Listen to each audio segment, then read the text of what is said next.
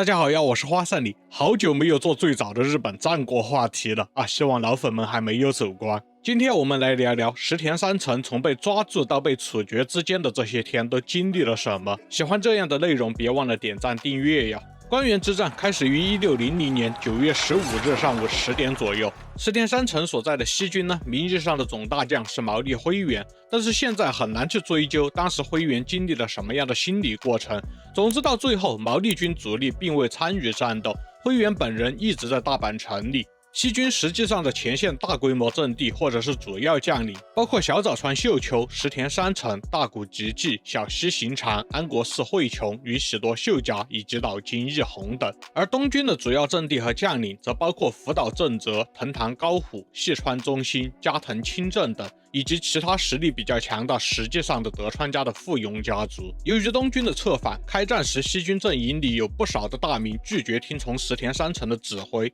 尤其是小早川秀秋临阵倒戈之后，引发了西军诸将领的倒戈连锁，仅仅半天，西军就被击溃了。失去了大谷吉继、岛佐敬等三成所能仰赖的人，他只能带领少数随从撤出了战场。从关原撤离之后，石田三成想要穿过伊吹山，从没有道路的路线逃到春日去，因为这里是他自己的领地。当年发动本能寺之变之后，明智光秀也是在三崎之战速败，然后选择了类似的逃跑路线，结果被当地村民落伍折首了。不过因为石田三成在当地深得民心，因此这次他并没有遭遇这种危险。据说曾经春日在石田三成的支援之下挺过了荒年，村民们记住了这位领主，所以在这个石田三成落难的时候，纷纷站出来表示愿意帮助他。作为优秀力僚的石田三成，在日常工作中对领地的妥善治理暂时救了他一命。一个人的命运不可预料，过去的善缘恶缘总会在意想不到的地方发挥作用。江户时代曾有一句话说，石田三成在逃亡的过程中还在思考如何击败家康。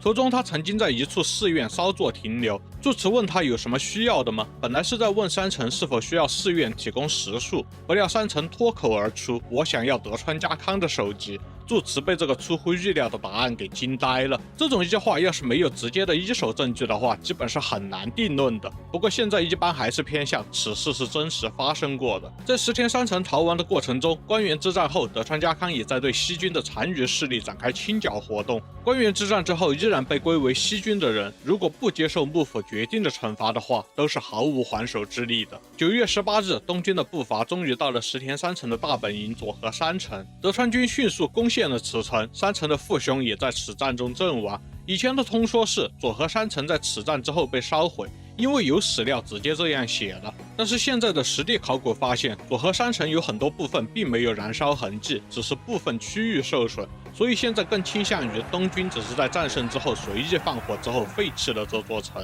攻占佐和山城的东军发现城中并无太多财物，这也印证了山城本人并非是喜欢积攒财富之人。石田三成的性格类型应该就是那种有钱该花的时候不花就没有意义了，所以他曾经对岛佐敬的慷慨表现和把石田正宗赠送给结城秀康这些事也都成了异化。9月21日，受德川家康的命令，继续搜捕石田三成的田中吉正在春日抓住了潜伏于此的山城。以前介绍日本平民出身的大名的视频中也提到过这位田中吉正，他是石田三成的旧友，这时是山河刚启程的10万石大名。关原之战立功极大之后，被加封到30万石，成为了江户初期最强大的外洋大名之一。他在关原战场上和岛佐敬激烈交战，就是他的功劳之一。这次抓住石田三成就更成了大功一件。据说德川军这段时间在到处不断的搜寻逃亡的山城，终于到了春日时，搜索队威胁村民说，如果事后发现山城藏在这里的话，就屠了这个村子。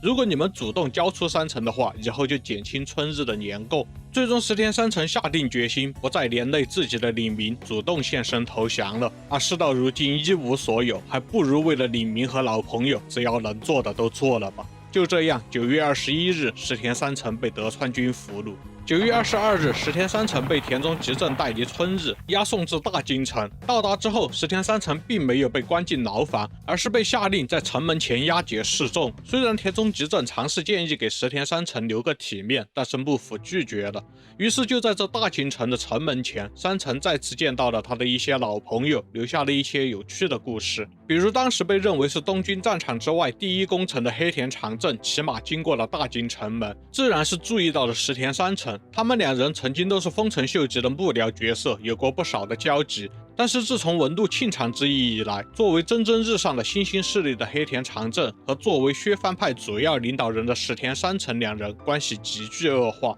关原之战时，两人又分属于敌对阵营，相互算计拼杀。此时仇人见面，倒是人之将死，其言也善。黑田长政特地下马之后，再去到石田三成身边，对他说道：“以我身为武士，我想都是早就做好了可能落得如此下场的准备。但是你的话一定志向不只是作为武士活着，想必现在还有很多的不甘吧。”然后长政看到石田三成的衣服破烂，可能被晒得难受，便脱下了自己的正羽衣披到了三成身上。被俘虏之后一直保持着尊严和傲气的三成，在此刻也终究是感动落泪，向长政表示感谢。虽然曾经有仇，后来又在战场上分属敌对阵营，但是说到底，两人在不久之前还都是给丰臣秀吉卖命的同僚，这就是战国乱世。另外，石田三成在大津城门也见到了关原之战东军战场上的第一功臣福岛正则。福岛正则和石田三成在丰臣秀吉帐下时就关系非常恶劣，而且石田三成曾经死保丰臣秀次，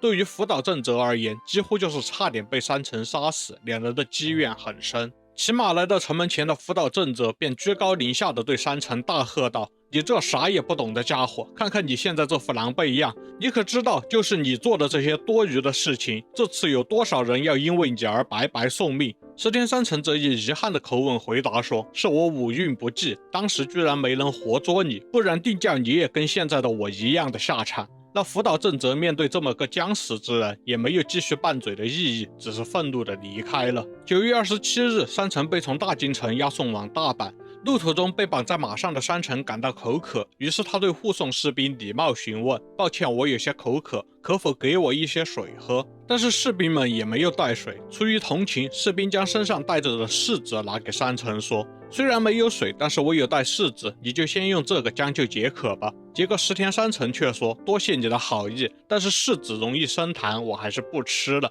士兵们都没有想到，他一个将死之人，竟然还担心自己的身体健康，没有绷住，都笑出了声。9月28日，三成被押送到界地，被和小西行长、安国寺惠琼等人一起押解到道路上示众。作为当时的大城市，界地有很多人特地来看西军将领们被示众的场景。其中小西行长的旧家臣水野胜成带着数个斗笠前来为他们遮阳和遮住脸。水野胜成原本效力于织田信长，后来归附了丰臣家，现在他已经按照幕府的要求上洛，相当于正式投靠了德川家康。他可能是出于怜悯，也可能是出于在战场上和曾经的主君小西行长作战的负罪感，或者是出于武士之间的兔死狐悲。总之，这帮助石田三成等示众者保留了一丝颜面。9月29日，三成等人结束示众，被押往京都等候处决。这期间没有什么特别的议事相关记录。直到临行前，德川家康命人给石田三成送来了一些东西，是一身干净的新小袖，希望这些生前也是叱咤一方的败军之将们离世的时候稍微体面一点。